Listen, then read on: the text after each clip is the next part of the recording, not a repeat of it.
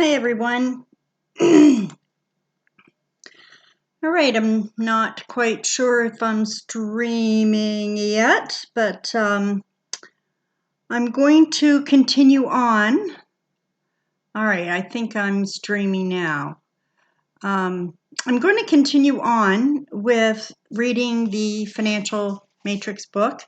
Yesterday, I was talking a bit about how debt is killing the American dream, a little bit about inflation, and today I'm going to continue on with the debt system of control. Now, I'm reading for those of you who haven't listened to the other streams. For those of you who haven't listened to the other streams, I've been reading the Financial Matrix book by Orrin Woodward. And again, like I said, yesterday I left off talking a bit about inflation and how debt is killing the American dream. So I'm going to continue on reading. This next section is called Financial Matrix, Debt System of Control. The financial matrix debt system was formed when big governments and big banks killed commodity money and rebooted the monetary system upon paper and digital debt money. As people sell themselves into debt, the financial matrix debt system increases its profits and control. As I said earlier, the masses' pain, which is debt and stress, is the elite's gain, which is profits and control. To really understand the matrices of control and why the elites create them, a quick history lesson is needed. For over 20 years, I have researched the political, economic, and social histories of Western civilization, and I have arrived at some startling conclusions. Perhaps the biggest is that the aristocratic elites of every generation created a matrix to exploit the production of the masses. This may sound radical at first, but please bear with me while we place the puzzle pieces together and the full picture comes into view. My eyes began to open when I read the works of the French political philosopher Bertrand de Juvenal, who noted, with brackets added by me, who noted, "Whoever does not wish to render history incomprehensible by departmentalizing it, whether it's political, economic, or social, they would perhaps take the view that it is in essence a battle of dominant wills, which is the dominant wills are the elites, fighting in every way they can for the material which is common to everything they construct, which is the human labor force or the labor of the masses." So let me just read that again. Whoever does not wish to render history incomprehensible by departmentalizing it, political, economic, social, would perhaps take the view that it is in essence a battle of dominant wills, fighting in every way they can for the material which is common to everything they construct, the human labor force. In other words, the aristocratic elites seek methods to control the masses' production. So the aristocratic elites, which are the dominant wills, seek methods to control the masses' production. In other words, the human labor force. I certainly saw this control in today's money system, but needed to research this point historically to see if it was true. One of the basic concepts of economics is there are only three factors needed for all production: labor, land, and capital. Indeed, one of the classical economists, John Stuart Mills, wrote, "The law of the increase of production depends on those of three elements: labor, capital, and land." When I married these two concepts together, elites seek to control the masses' production, and there are only three factors of production, I realized I had discovered the aristocracy's playbook for the matrices of control throughout history. For in order to control the masses' production, the elites must do so by controlling one or more of the three factors of production. Now I need to determine what the historical record would reveal with respect to the elites and potential matrices of control surrounding land, labor, and capital. What I discovered will most likely shock the reader as much as it shocked me. The aristocracy of each era did, in fact, develop a matrix of control centered upon one of the factors of production. This indicates a financial matrix system of control is, in reality, the third matrix of control. The first two were the physical matrix and the feudal matrix, predictably based upon the other two factors of production. The physical matrix is based upon human slavery, an unjust system of control over another person's labor, and is as old as human records. The physical matrix is a straightforward system of control where the owner used force to make the other person his property. Then he claimed the right to the slave's labor, the first factor of production, because he owned the slave. Well, which is absurd. The feudal matrix, where the aristocracy controlled the serfs by controlling all the land, which is the second factor of production, was the new matrix of control. Since the serfs needed the land to live, the aristocracy simply captured all the arable domains, forcing the serfs to live on the land and charging the serfs fees in labor and farm produce. Notice how the aristocracy no longer owned the person directly, but rather owned all the land the serfs needed. Thus, they accomplished the same objective, unjust control over the masses' production, by owning the land instead of owning the people. The elites, in other words, did indirectly capture the masses' labor by monopolizing the land. And land is, of course, the second factor of production, rather than directly owning the person, which is the first factor of production. Thankfully, the physical matrix and feudal matrix, although not totally eradicated, are much less common today than they were in ancient and medieval history. Nonetheless, this does not mean that today's aristocracy has surrendered its desire to control the masses, labor. On the contrary, it merely indicates the aristocracy has developed a better and subtler system of control, one that focuses on the third factor of production, capital. Indeed, the financial matrix is the greatest form of control yet created by the elites to capture the masses' production, because very few people even know it exists, let alone how to stop it. The financial matrix is a system of control where the elites have monopolized the money supply. This allows the modern aristocracy to create money out of thin air to loan to the masses for houses, cars, and other luxuries. Predictably, even though the elites control the money without labor, the masses must then pay back the mortgage over the next 30 years by laboring profusely.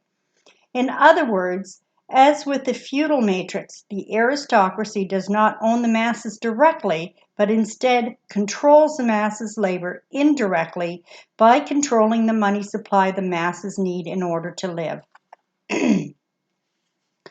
Very interesting. There's not very many people who actually realize that. And one of the things that I discovered when I was working in the bank was that people actually have no idea where money comes from. They haven't got a clue. It's almost like I can remember when my oldest son was like 6 years old. I was driving him to school. And we lived out in the country, and so we came to the end of our country road to go onto the highway to drive into the town. But at the junction of our country road, right across the road, was a nightclub. Well, it used to, at that point, years ago, it was a nightclub. And and they had a couple of apartments in it as well. And there always seemed to be people coming and going. And one day, when I was driving him to school, he said, "Mommy, what's that building over there?" And I had said to him, "Oh, that's where people go to drink." And of course, we didn't drink, and so my 6-year-old son had no idea what that meant.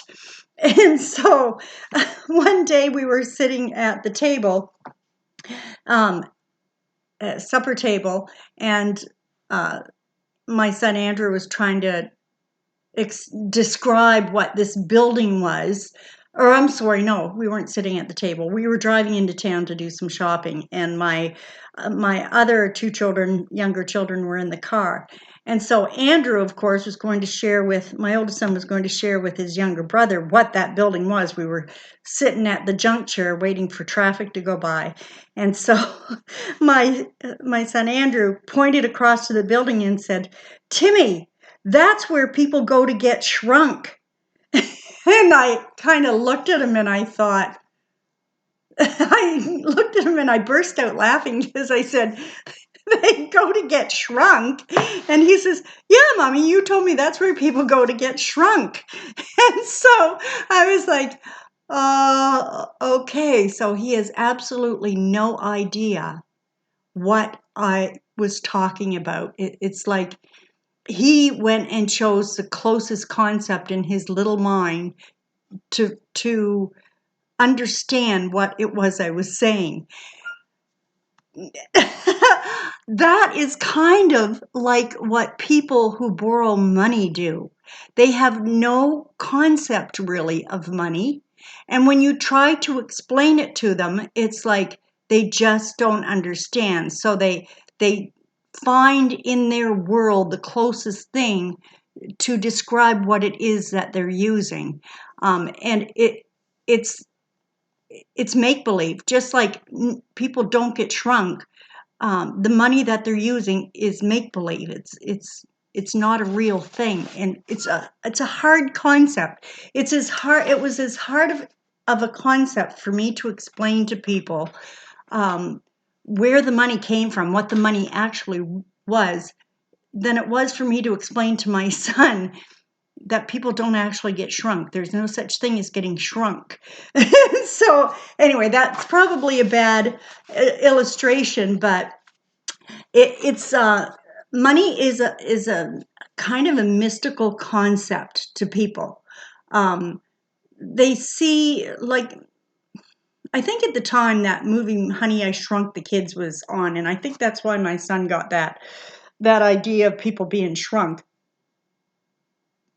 People get their ideas of money and what money is from movies as well, from TV and movies as well, but it's not based in reality. So anyway, I'll continue on. That was just my little aside. Anyway, the financial, where did I leave off at here? Okay, the financial matrix is a system of control where the elites have monopolized the money supply. This allows the modern aristocracy to create money out of thin air to loan to the masses for their houses, cars, and other luxuries. Predictably, even though the elites created the money without labor, the masses must then pay the mortgage back or the money back over the next few years by laboring profusely. In other words, as with the feudal matrix, the aristocracy does not own the masses directly, but instead controls their labor indirectly by controlling the money supply the masses need in order to live. The financial matrix is the best form of control ever designed by the elites because it is so difficult to detect. Whereas it was easy to see the coercion involved in slavery and serfdom, the physical and the feudal matrix, respectively, few people understand that debt money is also coercion and created out of thin air. Think about it. In any history class, the students will learn the historical injustices of slavery and feudalism, but what mainstream high school or college history is teaching, the injustices inherent within the modern financial system? Yeah, no, they're not. Debtors are forced to pay back fiat loans through performing real work. If they don't, invariably they are coerced into obeisance through threats of litigation, bankruptcy, or shame. The people, although believing themselves free, borrow money from the financial matrix to live, then must labor for decades to pay back money created in milliseconds. It's unbelievable, really. And while it is unbelievable, it is the truth, and the truth is the only thing that can set someone free. Although it's not necessary for the reader to understand all the inner workings of the financial matrix debt system in order to escape it, some may want a more in-depth analysis of the financial matrix system. For the interested reader, I include further discussion on money in several appendices at the back of this book. And so that he's just he's naming some books, and one of them I'm going to be going through some of the information from one of those books he's talking about. So once we understand the scope of the financial matrix, Lori and I adjusted our financial goals. No longer did we simply want to escape the financial matrix personally, we wanted to help others do the same.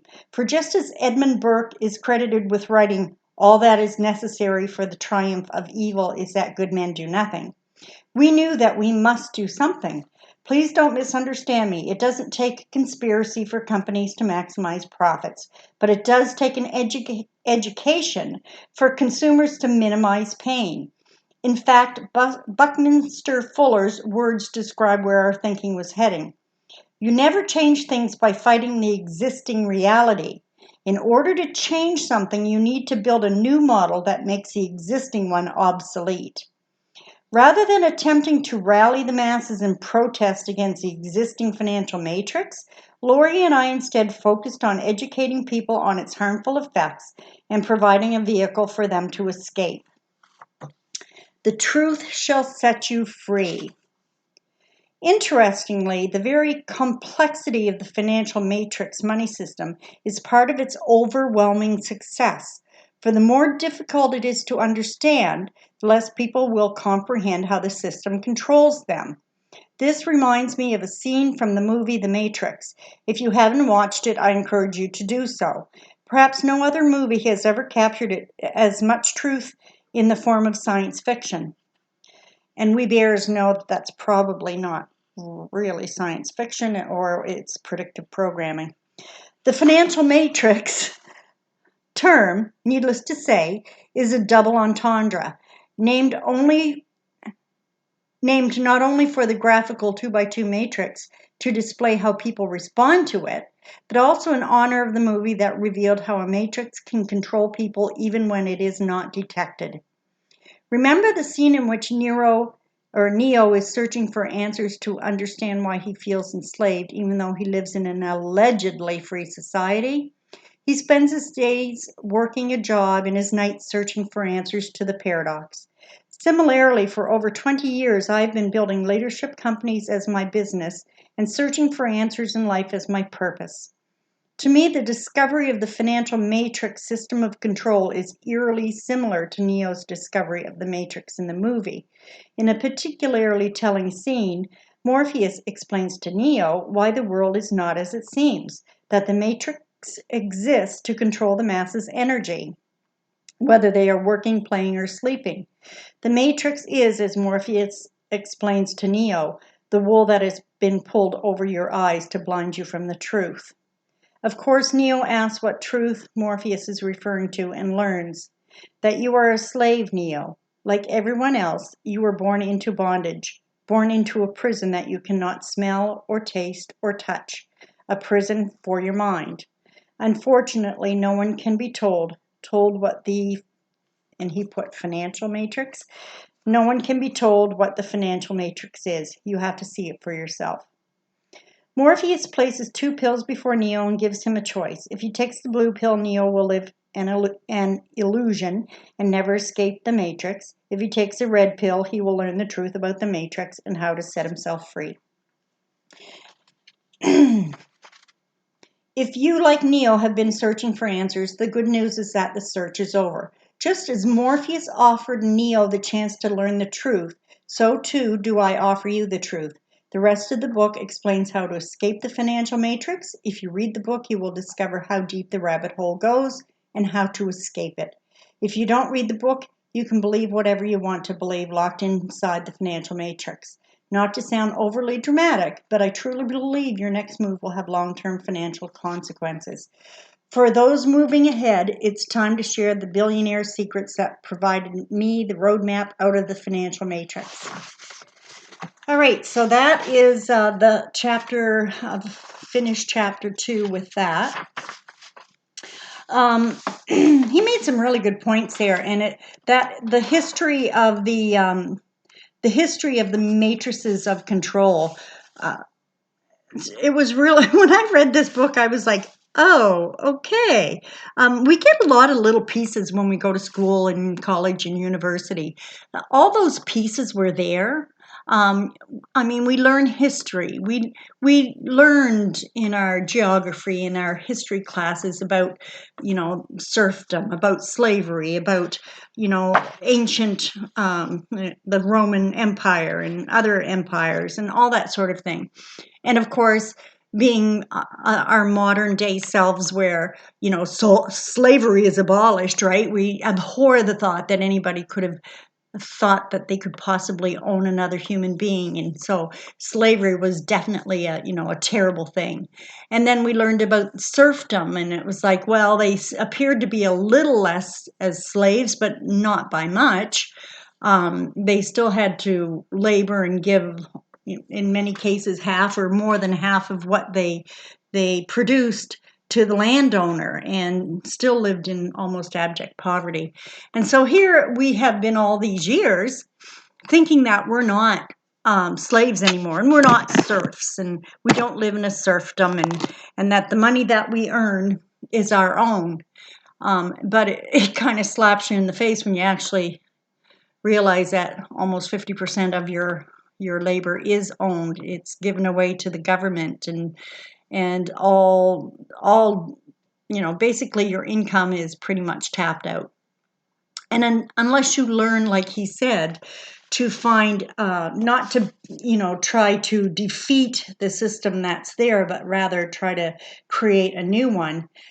He said, you never change the things by fighting the existing reality. In order to change something, you need to build a new model that makes the existing one obsolete. That's one thing that I loved. I love about Owen when he talks about, creating home, bloom where you're planted. Do what you can, grow as much of your own food as you can. Do those things that will make you as self-sufficient as possible so that you don't have to rely on the system, the money system. Get out of debt. Save money. All of those things are so incredibly important, but realizing why they are important, the history behind it, and understanding those matrices of control. My eyes were open when he put it all together here, because of course we know that physical slavery is bad. We knew that serfdoms were not a good thing, but most of us didn't put it together that the money system we're in right now is another system of control. It's as much slavery as the other two systems were. So that was, for me, that when I first read this, that was a real eye-opener for me, but it kind of put all the puzzle pieces into place, and so I'm kind of hoping that did it for you as well. History is a really, it's an important thing to pay attention to. You don't have to be a big history buff, but just knowing a little bit of history about where you come from and how the world worked, however many centuries ago, and how all those, like Owen has often said, and as a Christian, the Bible says, there's nothing new under the sun. God is the same today as he was yesterday and will be tomorrow. So anyway, I'm just going to leave that there. I'm going to close this one off. The next one is going to be, I'm going into chapter 3 of this book, and it's Warren Buffett's Billionaire Lessons. And it's a really interesting one. I may actually just close this one off and go ahead and do that one next, because it follows in really nicely with this. All right, so you folks have a great day. Go back and have a look at the other videos that are still there. If anybody can give me a hand with figuring out DLive, I would really appreciate it. I'm trying to figure out how to upload these videos, or how to download these videos onto YouTube, and I'm not having a whole lot of success, but anyway. All right, and I'm going to do the same thing that Owen does and Amazing Polly does, because I love getting letters. So if you want to mail me a letter, and just let me know if there's things that you'd like to, subjects that you'd like me to talk about or touch on. It's 280 Jordan Mountain Road, Mount Hebron, New Brunswick, Canada, E4G 1B7. I've got that on my website, and actually I'm going to put that address on the bottom of the streaming information. I have my website, which is www.healthyandwell.ca, and on that I've got Hand-Drawn Bears, her book. Just look under the community section and you'll see her book there. I've got under the financial fitness page, I've got the budget sheet that I've got it loaded there so you can download that. And it's under the financial freedom tab on my healthyandwell.ca page. And there's a lot of really good information there as well. All right, you folks all have a great day, and we'll talk soon. Peace out.